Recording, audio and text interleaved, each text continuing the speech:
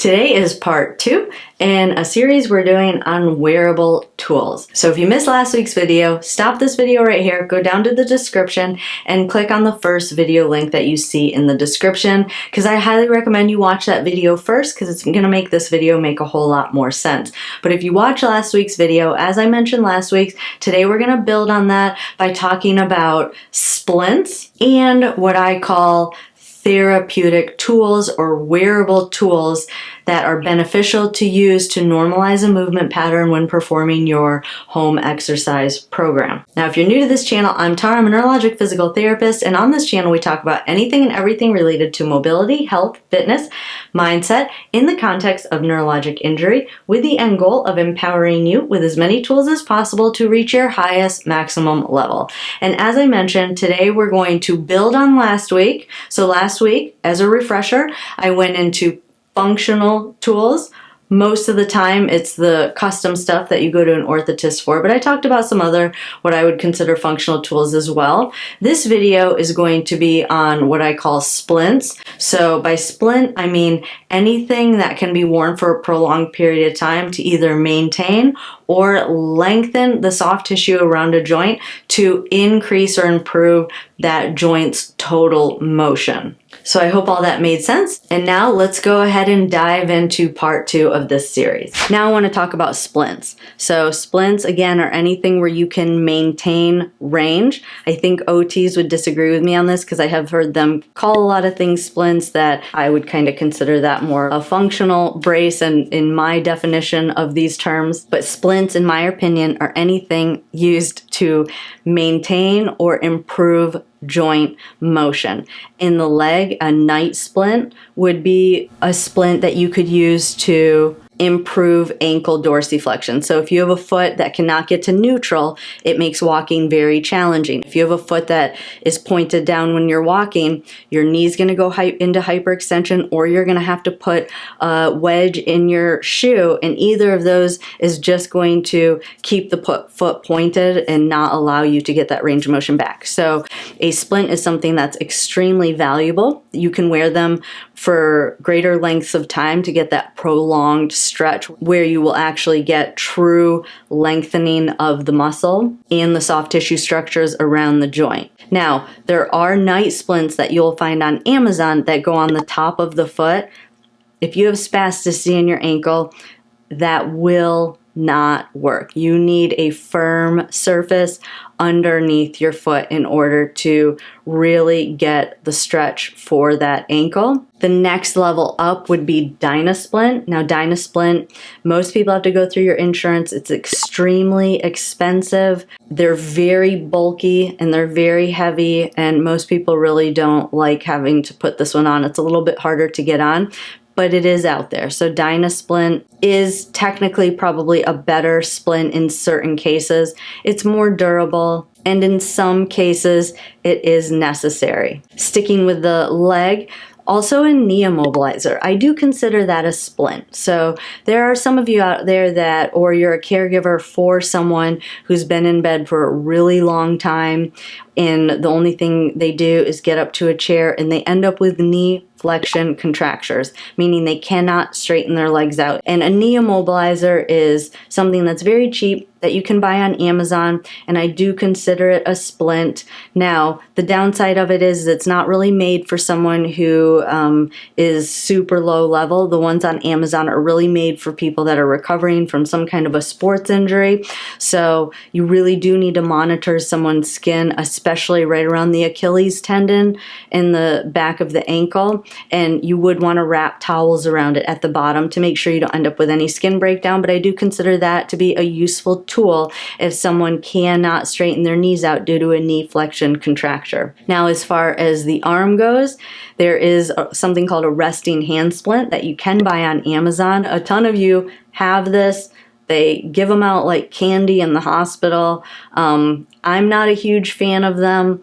They keep your hand cupped, which I don't really like because you're not really maintaining full range of motion in the hand. And in most cases, I've never seen anyone where the straps actually kept the fingers down. The fingers usually pop up underneath it, but that is something that I would consider a splint, and it is something that you can buy on Amazon. So if you have nothing, I think it is worth the investment to buy a resting hand splint. I will put a link for that in the description below. The Sabo Stretch, so again, from that Sabo company that I talked about earlier, they make one that, again, it's called the Sabo Stretch. Never seen this work for anyone who has any kind of spasticity in the hand. It's meant to kind of accommodate for the spasticity. So one theory about spasticity is if you kind of let the spasticity, or you let that spastic muscle do its thing, then the effect will be that it'll relax afterwards. I've never seen that. I mean, everyone comes in and that brace is on, but the whole brace is bent. If the brace isn't bent over, the fingers have drawn up out from underneath the straps. And so this brace is straight, but your hand is like this sitting on top of the splint. So I don't think they're worth the money. They're about $200. And again, I don't think that they maintain or improve wrist or hand range of motion. Dynasplint also makes one for the wrist and the hand. I'm not a huge fan of it unless you are someone that you have true flexion contractures, meaning that even if you tried to open your fingers up, you can't. Spasticity, typically you can get the fingers open if you pull on them, but they'll just close back up. If you have a flexion contracture in the fingers, it means even if someone tries to extend your fingers, you cannot extend your fingers. That is the only time where I do think that the Dynasplint is beneficial. I do have a patient right now that it was recommended by her OT, and in her case, it's very appropriate. She has some very significant flexion contractures in her hand, and it is working, and it's something that can be worn for a prolonged period of time, so you're getting that prolonged stretch, and in theory, stretching out or lengthening the soft tissue structures around the joint. And then there's these little things, and I call them splints, but they're little finger extension splints, and you can buy them on Amazon, and I'm going to put a link in the description below. The reason I like these splints is some of you, your hands are stuck like this, and so basically they just go on the fingers. But the other reason that I like the finger splints is it will make it easier to keep your hand in a regular splint. So a lot of times the fingers flex up and come out from underneath the straps. So in the past, even though it takes more time to get your hand splint on, putting these little finger extension splints on first will help to keep the fingers in place in a wrist and hand splint better. Now, there's one that I also have available that is extremely rigid. It is a splint. In most cases, it's not something that someone could put on their own, but it is something that I think is extremely valuable. It's extremely rigid. A lot of the problems with these other splints that I've mentioned are all the reasons why I have someone locally make one, because again, none of these other ones that are off the shelf really work. And this again would be someone that has tried all of these other off the shelf braces and none of them work. Then you could potentially go to this level of brace. I have a link for the brace in the description below. The downside of it is it's a little bit tricky to get on. There's a lot of straps on it, but the main reason for all the straps is one, to hold that thumb out to the side. A lot of times when you abduct that thumb out to the side, the rest of the hand relaxes. There's not a brace on the market that I think does a good job of keeping that thumb out to the side. And then just the way that the straps are designed or angled helps to keep the hand flat. Downsides of it is it is plastic, so it's extremely rigid. So some people just can't tolerate it. And again, it is hard to get on. So there is a learning curve to learning how to put it on. But in my opinion, it is the only thing that will actually get your wrist and your hand extended and hold it in that position for a prolonged amount of time. Now, the last thing I'm going to talk about in this splint category are arm slings. I absolutely despise arm slings, and they're still used quite a bit. I consider it a splint because it's not really a functional brace, and it's not really a tool, so I didn't really know where else to put it, but because they're still so commonly recommended is the reason why I'm including it in this video. It's basically just holds the arm up. So for people that are prone to subluxing, you're in the hospital, what do? They put a sling on you. Downside of it is if you're prone to developing neglect, that's a prime time way to make that neglect worse, is to just strap that arm to your body. So I'm not a fan. They're still used quite commonly, and I still get a lot of questions about it. My suggestion is if you're sitting, put pillows underneath your arm to protect that arm. You still do need to protect it if you are at risk for subluxing, but putting it in a sling like that is not going to make matters any better. If anything, you're going to develop contractures in that arm and eventually not be able to get your arm away from your body to even put deodorant on or wash underneath your arm. So I absolutely despise them. So the alternative is if you're sitting, pillows under your arm. If you're laying down, pillows under your arm. If you're walking and the arm, you can see a divot at the top of your shoulder every time you stand up, that would be the only time I would put the sling on, is when you are walking, and as soon as you sat down again, I would take the sling off. And then the last category we're going to talk about are what I'm calling therapeutic tools. Things that will inhibit movements that you don't want and help to facilitate movements that you do want, that you can wear. Anything you can find to keep the hand open. Keeping that hand open and learning how to isolate wrist movement and isolate elbow movement, isolate shoulder movement is so valuable. Breaking up that synergy pattern. A lot of you guys know this, that when you walk or you do anything, that hand claws up. So you definitely want to break up that pattern. Best way to inhibit hand movement when you're relearning wrist, elbow, and shoulder movement is just to strap that hand to a paddle. So I do consider that like a therapeutic tool. I also really like an elbow immobilizer. So a lot of times when you're working shoulder movement, and most of you know this, that arm also goes into an abnormal synergy pattern, so it links up with elbow movement. In most cases, flexion, or that arm bends. So I love either an air splint. Air splint is my first choice. If it is super strong, sometimes someone will bend up inside the air splint, so then it doesn't work. And then I would go to an elbow immobilizer. But you really want to learn how to isolate shoulder movement without that elbow flexing up. The more you allow that pattern to just go to town, it's just going to keep getting stronger. So I love something to keep the elbow straight. The two things I use are the air splint. I will put a link for that in the description below. The thing I like about the air splint is it's even air pressure through the whole arm, and so it gives very good proprioceptive input into the brain.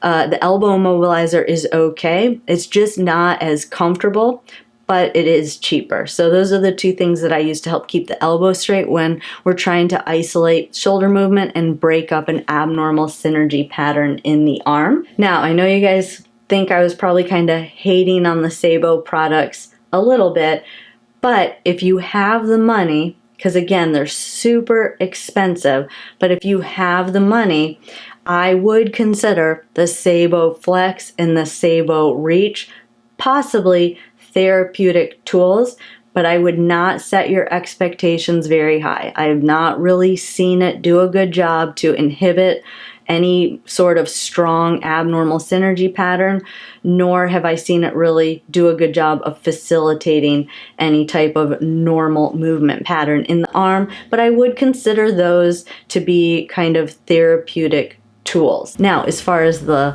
leg goes, I do like a knee immobilizer to help isolate hip movement. A lot of times after a stroke or a brain injury, when someone's trying to relearn hip movement, they go into synergy patterns. So a flexor synergy is when the hip flexes, the knee bends at the same time. So to break up that pattern, I love just a basic knee immobilizer that you can buy on Amazon. The other time that a knee immobilizer is great is if you are trying to advance your standing or loading on one leg in the early stages and you're still extremely weak in that leg. putting a knee immobilizer on in the very, very early stages might help to prevent some of the learned non-use that I talk about. In the very early stages, that's one reason why someone might develop learned non-use or not stand on the involved leg, is that very early on, when the leg was still extremely weak, it was buckling.